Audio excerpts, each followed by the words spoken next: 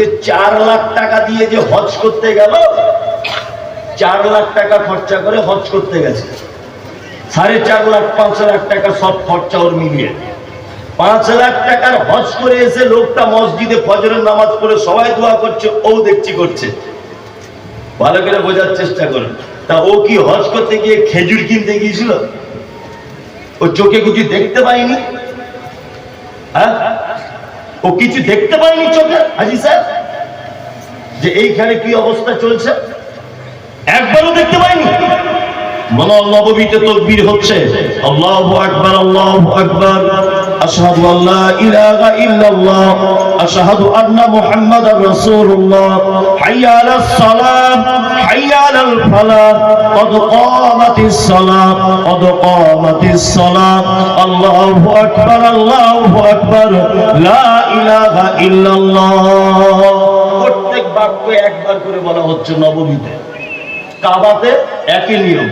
হাজি সাহেব দেখে এসেছে কিন্তু একবার করে। বাড়িতে এসে ওই হাজি সাহেব দেখছি মসজিদে তাকবীর দিচ্ছে, আল্লাহু আকবার, আল্লাহু আকবার, আল্লাহু আকবার, আল্লাহু আকবার, আশহাদু আল্লা ইলাহা ইল্লাল্লাহ, আশহাদু আল্লা ইলাহা ইল্লাল্লাহ। মানে 2 নম্বরই হাজি। এই কথা আমি কোন এক সোশ্যাল মিডিয়াতে বলেছি। আমি এই কথা বলেছি, আমি রবিউল আউয়ালের জুলুস হয় কিনা প্রমাণ করার জন্য এবার উমরা করতে গিয়েছিলাম।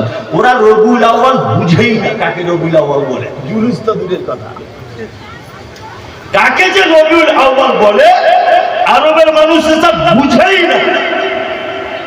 আমি নিজে দেখে এসেছি, এই কথা বলেছি। তখন আমাকে বলছে মাওলানা সোশ্যাল মিডিয়াতে যে এই সৌদি আরব কি আমাদের দলিল? সৌদি আরব দলিল নয়। অবশ্যই এ কথা ঠিক। আমরা অনেক সময় কোন কোম্পানির অ্যাডভার্টাইজ দেখে মাল কিনতে চাই না। মালটা যে ব্যবহার করছে তার কাছে গিয়ে অনেক সময় খোঁজ নিই না? নেই কি নেই না? যে আমি একটা অ্যাডভার্টাইজ দেখলাম ভাই টিভিতে, তা আপনি তো এই ওষুধটা খাচ্ছেন, কাজ হচ্ছে ভালো। তাহলে এই লোক যে খাচ্ছে ওষুধ, উনি যদি বলেন খুব ভালো কাজ হচ্ছে, তাহলে আমরা কোম্পানির মালটা কিনি, তাই না? তাহলে পবিত্র আল কোরআন অবতীর্ণ হয়েছে কোথায়? মক্কা মদিনা আরবে, তাই না? তাই তো হাদিস। মুহাম্মদ সাল্লাল্লাহু আলাইহি ওয়াসাল্লাম কোথাকার মানুষ? কোথাকার? একদম মক্কা মদিনার মানুষ, তাই তো? তাহলে যেখান থেকে ফ্যাক্টরি, ইসলামের মূল ফ্যাক্টরি যেখানে, অনেক সময় ওই জায়গাটা তো একটু লক্ষ্য করা লাগে। আরে ওইখানে যদি লক্ষ্য করা, যদি মুমতাজুল ইসলাম ভুল বলে, সহি আকীদার আলেমরা সৌদি আরবের দলিল দিচ্ছি না, তুমি যে বলছো এটা দেওবন্দের ফতোয়া, এই দেওবন্দ একটা জায়গার নাম। তুমি যে বলছো আমি বেরলভী, এটা বেরলভীদের ফতোয়া। আরে বেরলভীতে একটা জায়গার নাম। তুমি বলছো আমি চিস্তিয়া, চিস্তিতে একটা লোকের উপাধি। তুমি যে বলছো আমি আজমিরি, আজমিরতে একটা জায়গার নাম। তুমি যে বলছো আমি ফুরফুরা, আরে ফুরফুরাতে একটা হুগলি জেলার একটা গ্রামের নাম। তুমি বলছো আমি গুটিয়াবি, আরে গুটিয়া শরীফতে একটা জায়গার নাম দক্ষিণ 24 পরগনা। তুমি যে আবার বলছো আমি আজানগাছির মাযহাবের লোক, তোমার এইগুলো মাযহাব হলো কি করে? দেওবন্দ একটা স্টেশন আছে, দেওবন্দ একটা জায়গার নাম কিনা, বেরলভী একটা জায়গার নাম কিনা। তো তোমাদের যদি এইগুলো যদি মাযহাব হয়, এই উদ্ধৃতি দিয়ে যদি ইসলাম চলে, আমি মুমতাজুল ইসলাম বলছি, যেখানে ইসলামের মূল উৎপত্তি হয়েছে সেই জায়গাটা তো একবার দেখা অন্তত পক্ষে দরকার, যদিও তারা আমাদের দলিল নয়। আমি সত্যি মাঝে সাঝে অবাক হই। ওই যে 4 লাখ টাকা দিয়ে যে হজ করতে গেল, 4 লাখ টাকা খরচা করে হজ করতে গেছে, 4.5 লাখ 5 লাখ টাকা সব খরচা ওর মিলিয়ে 5 লাখ টাকার হজ করে এসে লোকটা মসজিদে ফজরের নামাজ পড়ে সবাই দোয়া করছে, ও দেখছি করছে। ভালো করে বোঝার চেষ্টা করুন। তা ও কি হজ করতে গিয়ে খেজুর কিনতে গিয়েছিল? ও চোখে কিছু দেখতে পায়নি? হ্যাঁ, ও কিছু দেখতে পায়নি চোখে? হাজি সাহেব, যে এইখানে কি অবস্থা চলছে একবারও দেখতে পায়নি?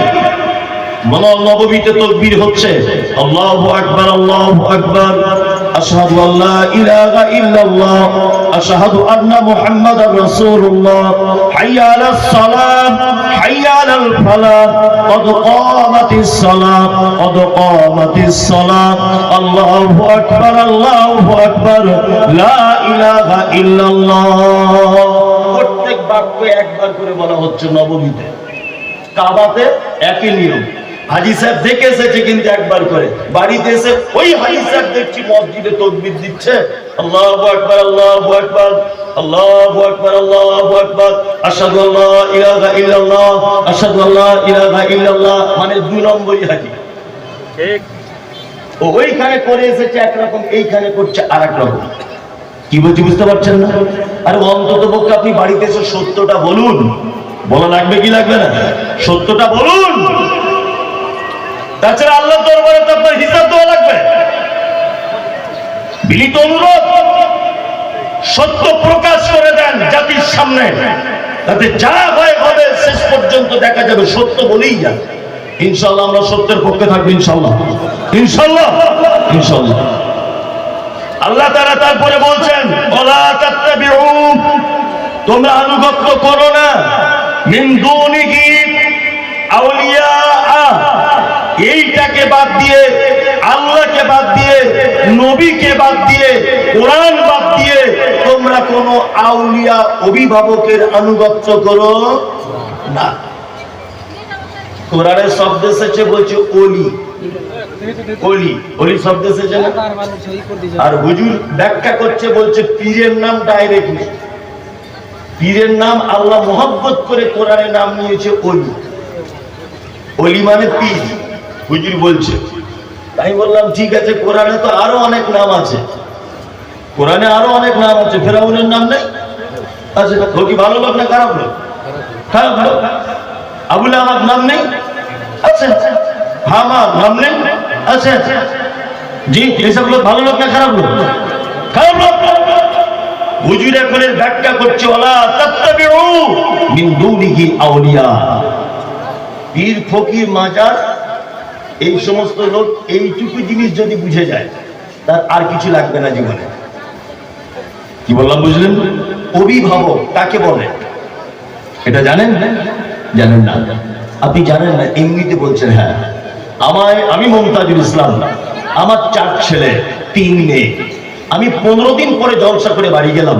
আমার মেয়ে আমাকে বলছে আব্বা আমার জামা লাগবে, ছেলে বলছে আব্বা স্কুল ব্যাগ লাগবে, মেয়ে বলছে আব্বা আমার ফর্মে তুমি সিগনেচার করে দাও, আমার ছোট মেয়ে বলছে আব্বা ইলিশ মাছ খেতে ইচ্ছা করছে, আমার বউ বলছে একটা শাড়ি আনলে ভালো হতো। সমস্ত অভিযোগ কাকে বলে? অভিভাবককে। আর সমস্ত অভিযোগ মিটিয়ে দেয় কে? অভিভাবক।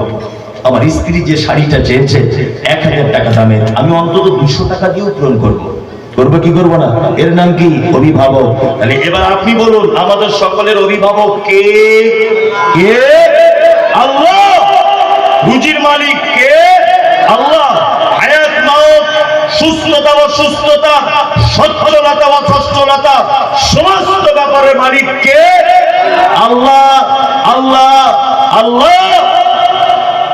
আমাদের একজন মাত্র অভিভাবক, আর কোন অভিভাবক নাই।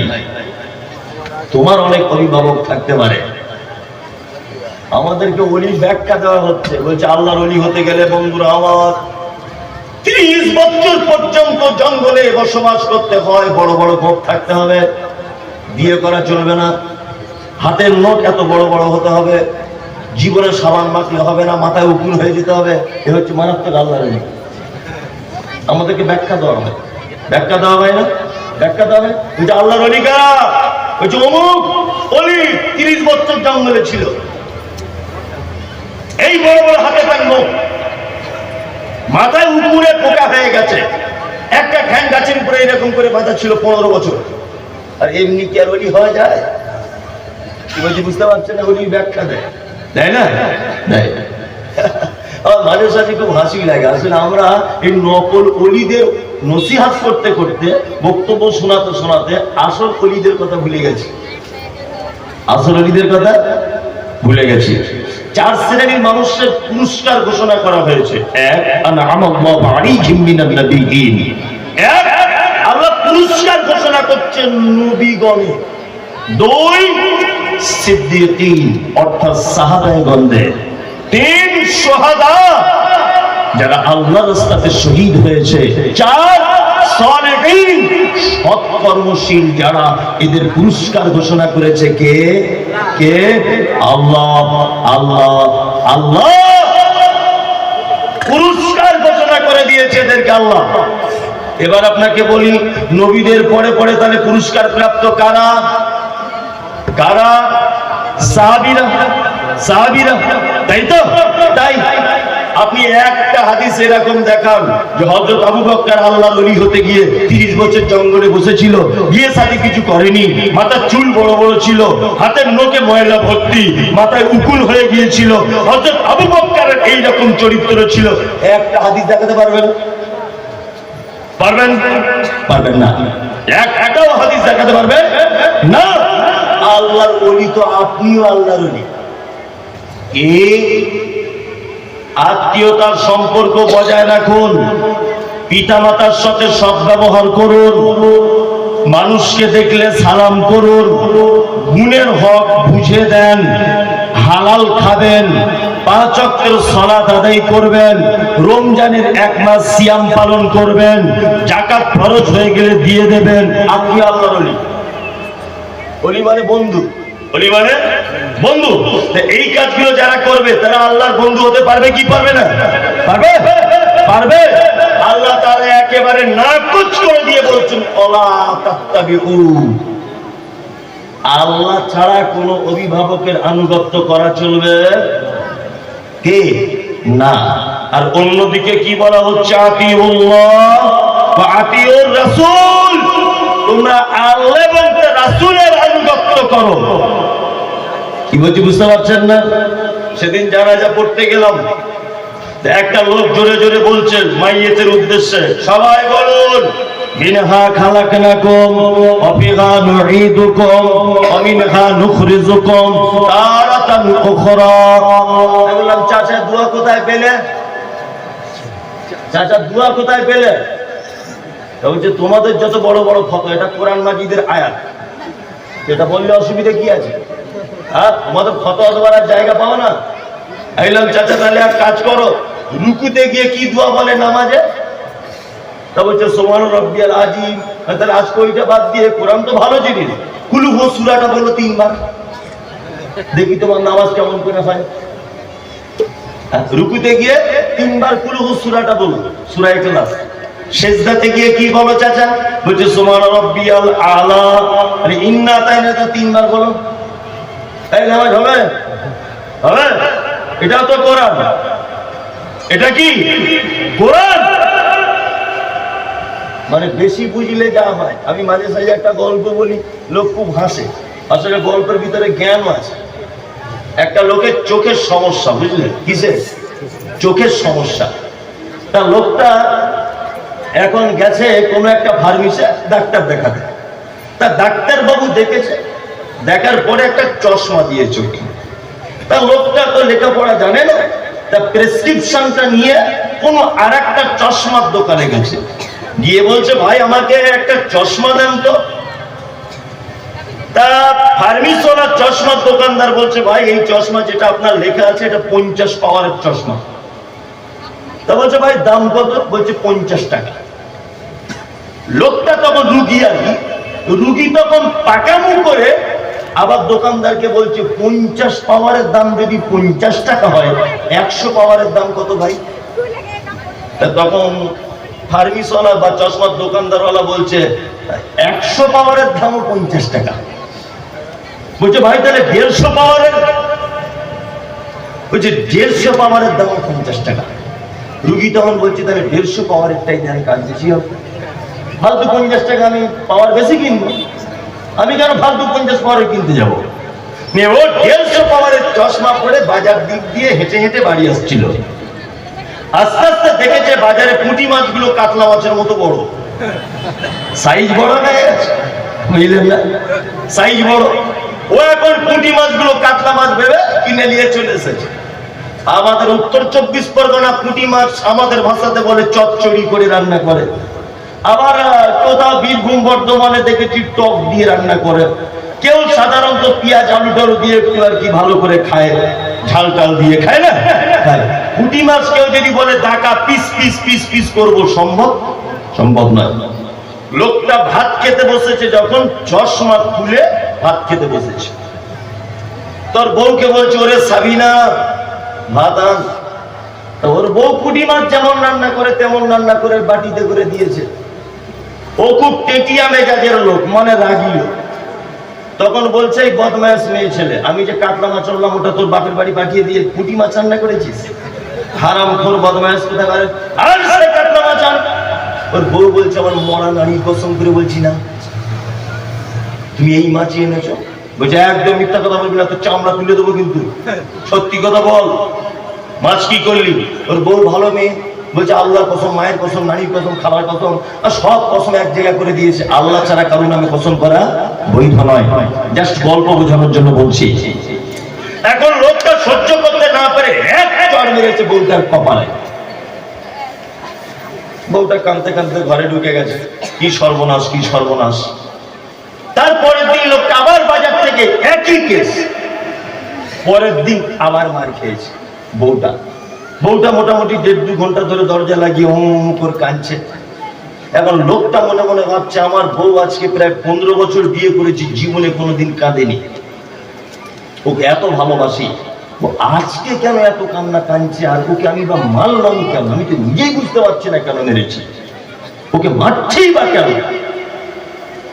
তখন লোকটা ভাবছে মনে হচ্ছে সারা চশমার কোনো প্রবলেম, এই চশমা পরেই মনে হচ্ছে ভুল বোঝাবুঝি কিছু একটা হচ্ছে। লোকটা আবার ওই চশমা নিয়ে যে ডাক্তার দেখিয়েছিল ওই ডাক্তারের কাছে গেছে। ডাক্তার বলছে কি হলো ভাই? বলছে ভাই সর্বনাশ, তোমার চশমা পরে তো আমার বউ মার খেয়ে খেয়ে জীবন যাচ্ছে। কি সর্বনাশ করলে ভাই, কি সর্বনাশ করলে?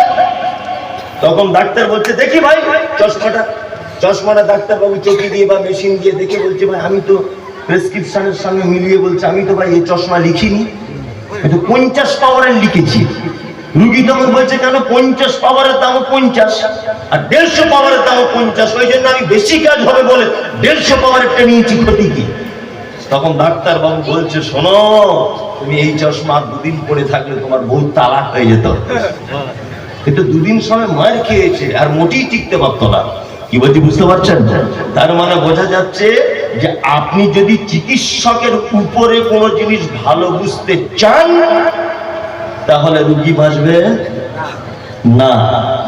মুহাম্মদ সাল্লাল্লাহু আলাইহি ওয়াসাল্লাম যে জায়গায় যে কথা বলেছেন ওই কথাই বলা লাগবে। আপনি যদি উল্টো করে যদি ধরেন তাহলে সেটা চলবে না। বিসমিল্লাহ বলে মাটি দিতে হবে। চাচাকে বলছি বিসমিল্লাহ বলে দাও।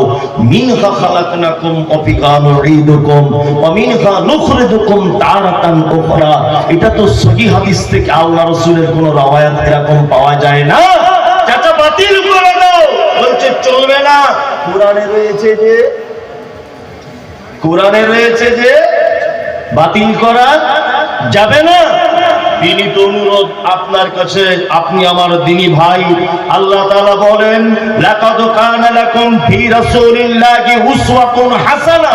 প্রত্যেক মানুষের জীবনের উত্তম আদর্শ কে? মুহাম্মদ সাল্লাল্লাহু আলাইহি ওয়াসাল্লাম। আল্লাহ তো এই কথা বললেন না লাকাদ কানা লাকুম ফি হুজুরিন উসওয়াতুন হাসানা? তোমাদের জন্য উত্তম আদর্শ হলো তোমাদের হুজুর। লাকাদ কানা লাকুম ফি পীর সাহেব উসওয়াতুন হাসানা। তোমাদের জীবনের সমস্ত রকমের ব্যাপারে নমুনা তোমার পীর সাহেব। এই কথা আল্লাহ বলেছেন। আল্লাহ কি বলছেন? সমস্ত ব্যাপারের আদর্শ কে? মুহাম্মদ সাল্লাল্লাহু আলাইহি ওয়াসাল্লাম। ও মুহাম্মদ সাল্লাল্লাহু আলাইহি ওয়াসাল্লামকে বাদ দিয়ে বলছে ফতোয়ায়ে আলমগীরিতে লেখা আছে। গাধার বেটা গাধা, তুমি কোরআন বুঝো? হ্যাঁ, কোরআন বুঝো তুমি? আল্লাহ জাতিকে তুমি হেফাজত করো, বলুন আমিন। আমিন। আল্লাহ তাআলা তারপরে আবার বলছেন ওয়াকাম মিন কারিয়াতিন আহলাকনাহা ফাজাআহা বা'সুনা বায়াতান আও হুম কাইলুন।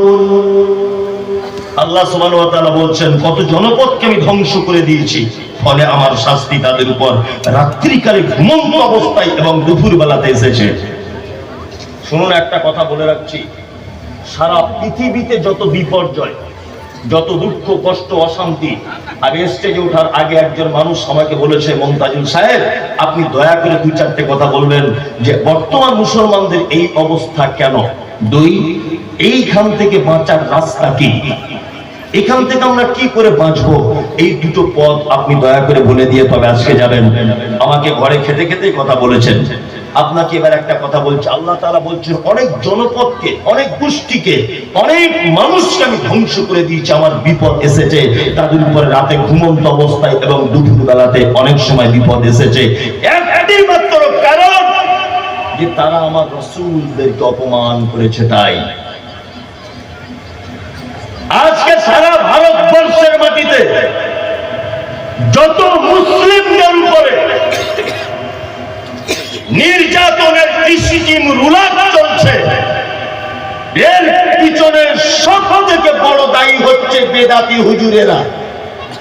যদি বলছেন কেন, এরা মুহাম্মদ সাল্লাল্লাহু আলাইহি ওয়াসাল্লামের সহিহ হাদিসকে অপমান করে সমাজে নিজেদের মতকে প্রতিষ্ঠা করছে, এই কারণে যত রকমের বিপদ। আল্লাহ তাআলা বলছেন, কি বলছেন পবিত্র আল কোরআনে, যে তোমরা অপেক্ষা করো, ফাতারাব্বাসু হাত্তা ইয়াতিয়াল্লাহু বিআমরিহি, যারা আমার রাসূলকে অপেক্ষা করেছে, যারা আল্লাহকে উপেক্ষা করেছে, ফাতারাব্বাসু, তারা যেন অপেক্ষা করে, হাত্তা ইয়াতিয়াল্লাহু বিআমরিহি, আমার হুকুমের অপেক্ষা, অর্থাৎ আমার আযাব আসার অপেক্ষা যেন তারা করে।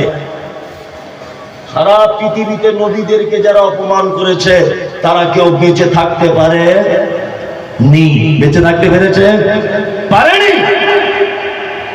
মুসার বিপক্ষে ছিল নাম তার ফিরআউন, পানিতে চুবিয়ে তাকে শেষ করা হয়েছে। ইব্রাহিম বিপক্ষে ছিল কে? নমরুদ, নাকে মুসা বলে জুতোর বাড়ি খেয়ে তাকে পৃথিবী থেকে চলে যেতে হয়েছে। টিকতে পেরেছে? টিকতে পারেনি। আজও পর্যন্ত যারা নবীদের বিপক্ষে কথা বলেছে পৃথিবীর মাটিতে কেউ টিকতে পারে নি। আপনাদের সঙ্গে এবার আমার সামাজিক 2-4টে কথা, যে বর্তমান মুসলমানদের উপরে এত অত্যাচার কেন। প্রথম নম্বর কথা জেনে রাখুন, এক,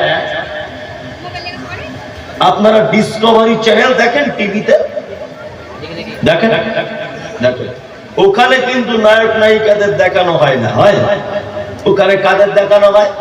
বাঘ, হল্লুক, হাতি, সিংহ, এদেরকে দেখানো হয়। দেখানো হয় না? দেখানো হয়। আচ্ছা বলুন তো, বাঘ মাংস খেতে পছন্দ করে না সবুজ ঘাস খেতে পছন্দ করে? মাংস। এবার আপনাকে বলছি, জঙ্গলে গরু থাকে, হরিণ থাকে, মহিষ থাকে, ছাগল থাকে, বনের সব প্রাণী থাকে। আচ্ছা বলুন তো, বাঘ কার মাংস খেতে বেশি পছন্দ করে? হরিণ।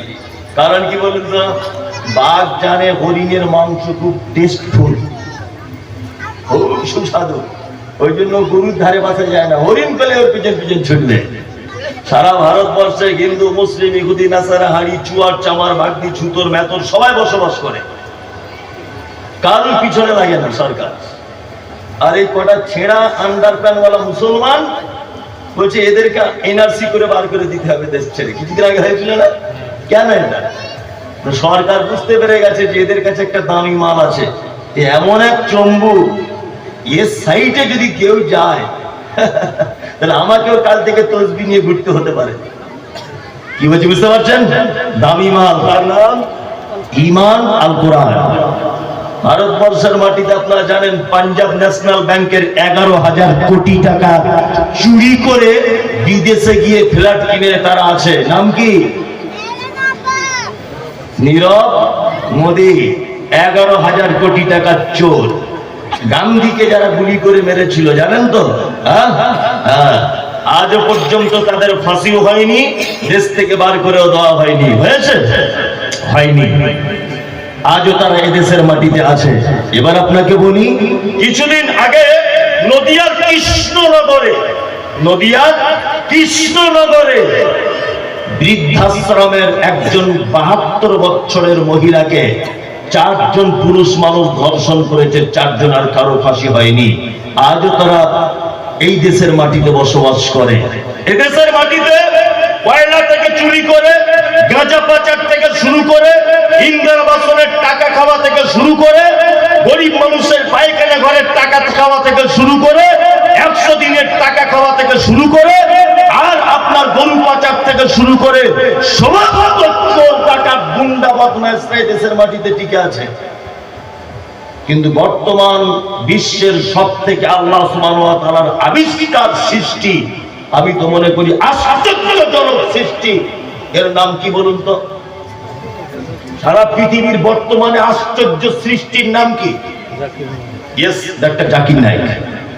পৃথিবীর একটা আশ্চর্য সৃষ্টি এটা, আল্লাহ সুবহানাহু ওয়া তাআলা। ডাক্তার জাকির নায়েক, এই লোকটাকে দেশ ছেড়ে চলে যেতে হলো কেন? চোরেরা আছে, গুন্ডারা আছে, গরু পাচারকারীরা আছে, ব্যাংকের টাকা চুরি করে নিয়েছে, তারা এদেশে আছে। জাকির নায়েক কেন ছেড়ে চলে গেল? কি দোষ করলো? দোষ এক জায়গাতে, কি? আমেরিকার মাটিতে জীবনে কোনোদিন আজান হতো না। শিকাগো শহর আমেরিকার সবথেকে বড় শহর, মসজিদ ছিল না। সাংবাদিকরা জিজ্ঞাসা করছে, হঠাৎ শিকাগো শহরে বোরকা পরে কিছু মেয়ে ঘুরছে নল বেঁধে। জিজ্ঞাসা করছে, আপনারা হঠাৎ বোরকা পরা ধরলেন কেন? আপনারা তো পতিতালয়ে রাত্রের বেলা মদ পান করে ড্যান্স করতেন উলঙ্গ হয়ে, আপনাদের কেন বোরকা পরলেন? তখন সাংবাদিকদের সামনে বলছে, ইন্ডিয়ার ডাক্তার জাকির নায়েকের বক্তব্য শুনে ইসলাম গ্রহণ করেছি। ওই কারণে এখন দেশের সরকার, আমাদের দেশের সরকার বুঝতে পারছে, তাই তো ওর বক্তব্য শুনে যদি আমেরিকার শিকাগো শহরে নারীরা যদি ইসলাম কবুল করে, তাহলে আমরা যে হিন্দু রাষ্ট্র ঘোষণা করব বলছি, তাহলে তো স্বপ্ন পূরণ আর হবে না। বোম্বের মাটিতে যদি এরকম অজস্র প্রোগ্রাম ডাক্তার জাকির নায়েক যদি করে, হু হু করে মানুষ যদি ইসলাম গ্রহণ করে, তাহলে আর হিন্দু রাষ্ট্র ঘোষণা করবে, এই স্বপ্ন পূরণ হবে? হবে? হবে না। এই কারণে বড় চক্রান্ত করে লোকটাকে দেশ থেকে তাড়িয়ে দেওয়া হলো। আর একটা কথা বলে রাখছি, শুনে রেখে দেন, আমাদেরকে বর্তমানে মারার সব থেকে বেশি সুযোগ পেয়েছে একটা জায়গাতে, সব থেকে বেশি সুযোগ পেয়েছে একটা জায়গাতে। কটা জায়গায়? একটা জায়গাতে।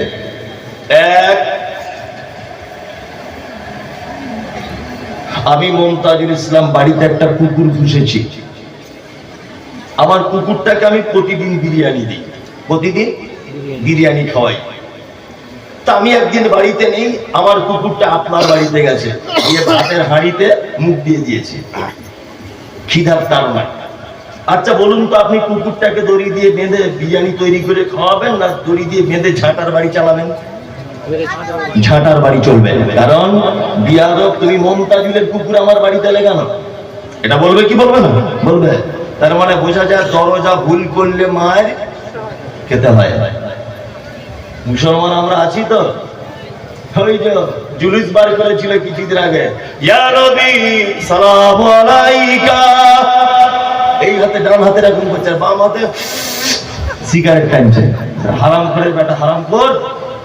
এক হাতে তুমি ইয়া নবী সালামু আলাইকা, আর এক হাতে তুমি বিড়ি টানছো, সিগারেট টানছো। তোমার নবী ভালোবাসা আছে? আছে? মিথ্যা দাবি তোমার,